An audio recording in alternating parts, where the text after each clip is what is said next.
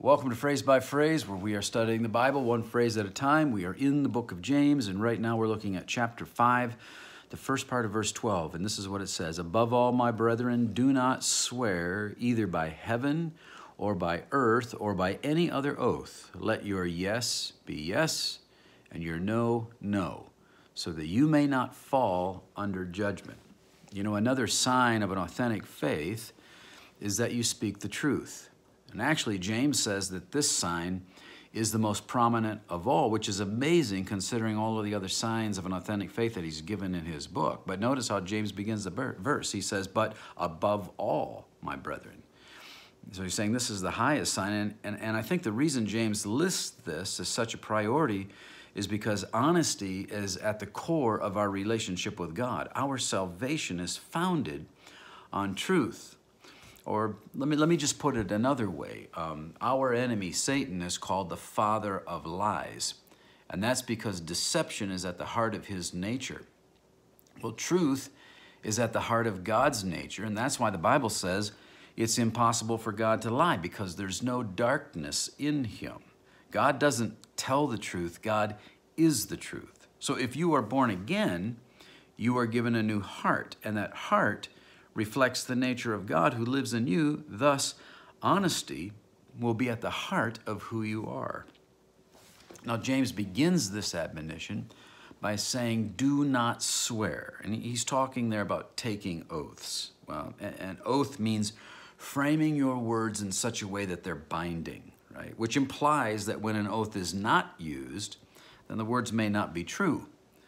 Now, the real issue here isn't whether or not we take an oath, because there are times when oaths are appropriate. When we give wedding vows, or when we testify in court, for example. The real issue is whether or not we are truthful.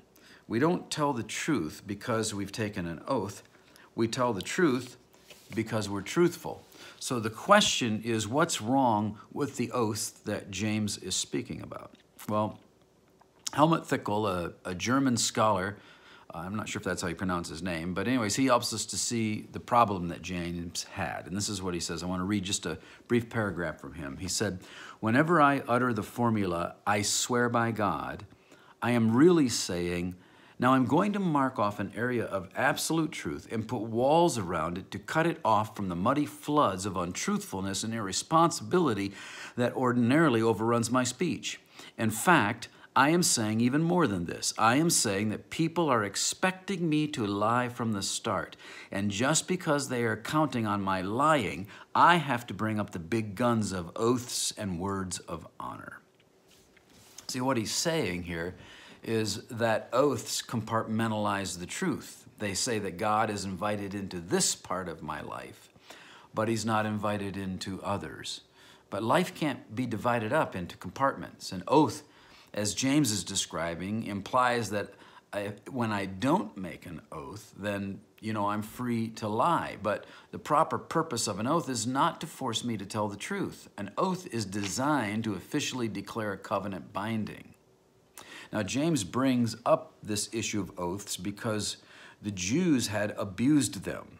They had elaborate rules that said that if you swore by the temple, you weren't obligated to keep your oath, but if you swore by the gold of the temple, you were bound to keep your oath. It's like saying, hey, I had my fingers crossed when I made the promise, so I don't have to keep it. Jesus spoke to this issue as well in Matthew 23:16. This is what Jesus said: "Woe to you, blind guides, who say, whoever swears by the temple, that is nothing, but whoever swears by the gold of the temple is obligated. You fools and blind men, which is more important, the gold or the temple that sanctified the gold? And whoever swears by the altar, that is nothing, but whoever swears by the offering on it, he is obligated. You blind men, which is more important, the offering or the altar that sanctifies the offering? Therefore, whoever swears by the altar swears by both the altar and everything on it. And whoever swears by the temple swears by both the temple and him who dwells in it. And whoever swears by heaven swears both by the throne of God and by him who sits upon it." And then Jesus says to us that what we're supposed to do is not give oaths, but just let your yes be yes and your no be no, because how can you swear by God? You're not higher than God. You're not bigger than God. You can't invoke God into that and use him as your proof for something. Just let your yes be yes and your no be no. You think about that. We'll see you next time as we study the Bible phrase by phrase.